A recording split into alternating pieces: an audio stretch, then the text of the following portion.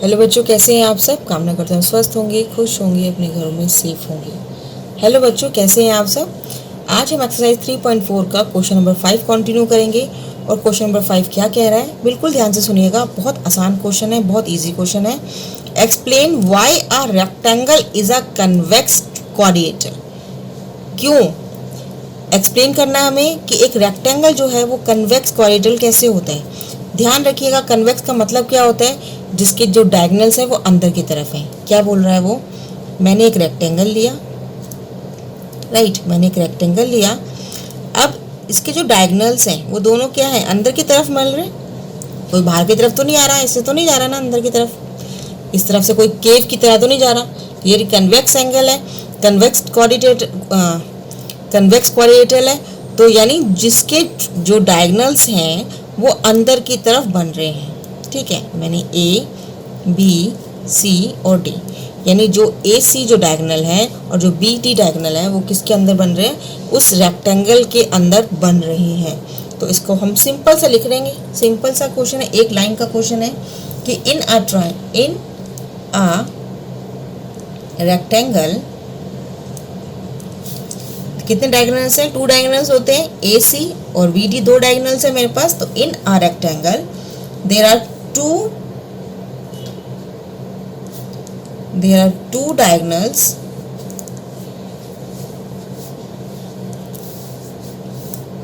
ठीक है, 2 डायगोनल्स हैं। और जो दोनों जो लाई कर रहा है वो इंटीरियर अंदर की तरफ लाई कर रहा है। जो दोनों लाइन जो बन रही हैं, जो डायगोनल्स अंदर हैं वो अंदर की तरफ बन रहे हैं, यानी इंटीरियर ऑफ द रेक्टेंगल। तो हम ये लिखेंगे जो बोथ डायगोनल्स हैं। ठीक है, बोथ इसने वो लिखा है ना मैंने, देयर आर 2 डायगोनल्स। और जो दोनों कहाँ लाई कर रहे हैं, लाई किसमें, in the interior, in the interior of the rectangle. ठीक है, देन हेंस इट इज, हमारा क्वेश्चन बन गया, ये दोनों अंदर की तरफ लाई कर रहे हैं। तो it is a convex quadrilateral.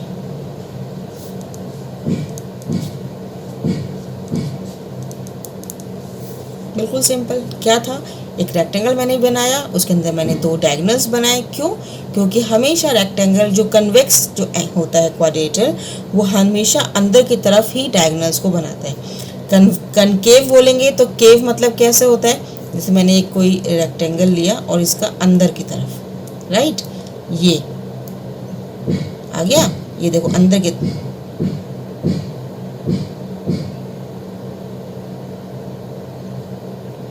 अंदर की तरफ जो बन रहा है ये होता है कनकेव, केव की तरह। This is a cave, concave.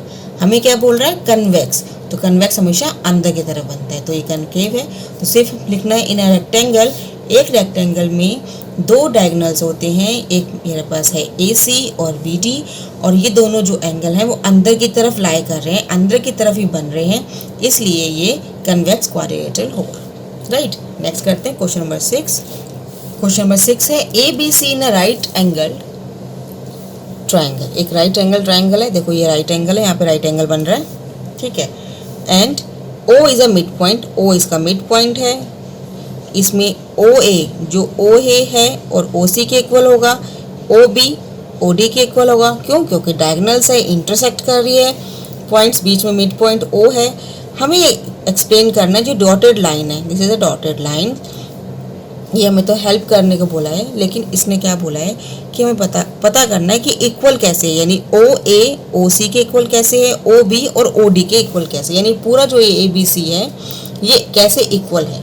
ठीक है, ए बी सी जो ये जो ट्राइंगल है, ये हमने तो जो डॉटेड लाइन है वो हेल्प के लिए बना के दी है, लेकिन जो मेन ट्राइंगल वो क्या है, ए बी सी। तो हमें ये बताना है कि ए बी सी जो है वो इक्वल कैसे, इक्वल, ठीक है, इक्वल स्टेंट कैसे है। तो जो हमें गिवन है पहले हम वो देख लेते हैं कि ए बी सी में बोला वो राइट ट्रायंगल है, तो हमें ड्रॉ लाइन कर दिया है। ठीक है, हम सॉल्यूशन करते हैं, बिल्कुल सिंपल है। देखिए ए डी को हमने डॉटेड किया हुआ है और डी सी डी को डॉटेड किया है, तो हमने यहाँ लिख देते हैं draw lines AD and AD line खींची हमने और CD लाइन खींची है, AD एंड CD। इसमें क्या है, AD, जो AD है वो पैरेलल किसके है, BC के है, और AB जो पैरेलल है वो किसके है, DC के है। AB जो पैरेलल है वो CD के पैरेलल है, राइट, ये हमें पता है। अब ये देखिए, ध्यान से देखिएगा, ABCD ये चारों जो पूरा एंगल जो रेक्टेंगल दिया हुआ है मुझे, इसमें हमेशा क्या करना है, देखो दोनों साइड्स इक्वल है, पैरेलल बता दिया मैंने, AB और AD और BC पैरेलल है, AB और CD पैरेलल है। तो हमेशा जब हमारे पास इस तरह से एंगल बनता है, जो रेक्टेंगल है उसके जो इंटीरियर एंगल है, देखो क्या होते हैं, 90 के होते हैं, 90 के एंगल होंगे। दिस इज ऑल्सो 90 डिग्री, है ना, सारे एंगल 90 के होते हैं ना हमेशा, क्योंकि 360 का होता है इसका पूरा जो एंगल्स का जो सम होता है। तो हम क्या लिखेंगे, ABCD is a rectangle as opposite sides are equal and parallel to each other, है ना, parallel to each other, and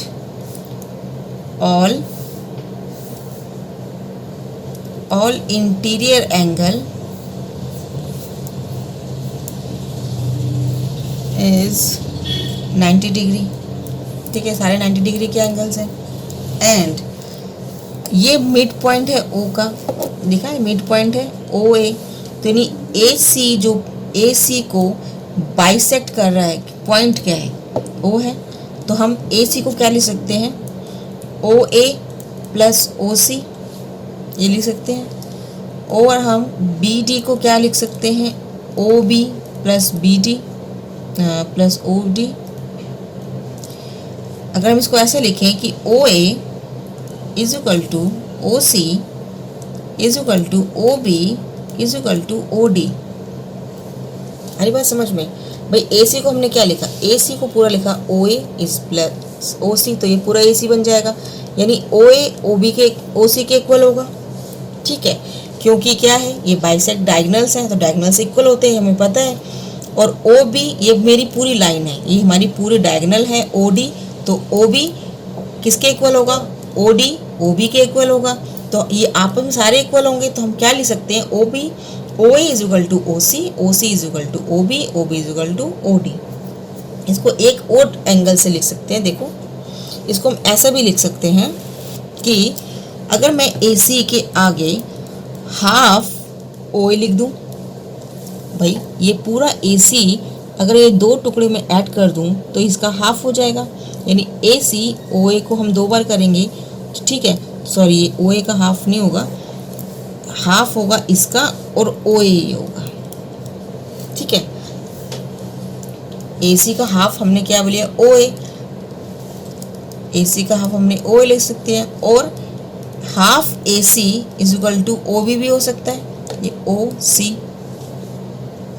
इतना भी हो सकता है ना। देखो ये पूरा एक AC है, इसको मुझे 2 टुकड़ों में कर दिया, एक OA में और एक OC में, तो क्या मैं एक हाफ करके हाफ AC हाफ लेके OA बना सकती हूँ, ये मैंने बना दिया, और हाफ को मैं OC लिख सकती हूँ, ये भी मैंने लिख दिया, तो AC और ये AC इक्वल हो गया, तो यानी OA और OC भी इक्वल हो गया। तो यानी ये जो मैंने एक प्रॉपर्टी लिखी है, ये this is a OA is equal to OC is equal to OB is equal to OD, तो ये आपस में सारे इक्वल हो गए, ठीक है। तो हमें यही चीज़ करनी थी कि O इज अ इक्वलेंट, क्या बोल रहा है उसने क्वेश्चन में, explain why O is equivalent from A B and C, तो हमें यही हैंड्स प्रूव करना था, तो हमने ये प्रूव कर दिया। हम लिखेंगे, हमें जो क्वेश्चन बोला हुआ है वो लिखेंगे कि OA is equal to OC is equal to OB is equal to OD, right, ये सारे एंगल इक्वल हो गए, इस मैंने बताया आपको। तो दस मतलब इस प्रकार O इज इक्वल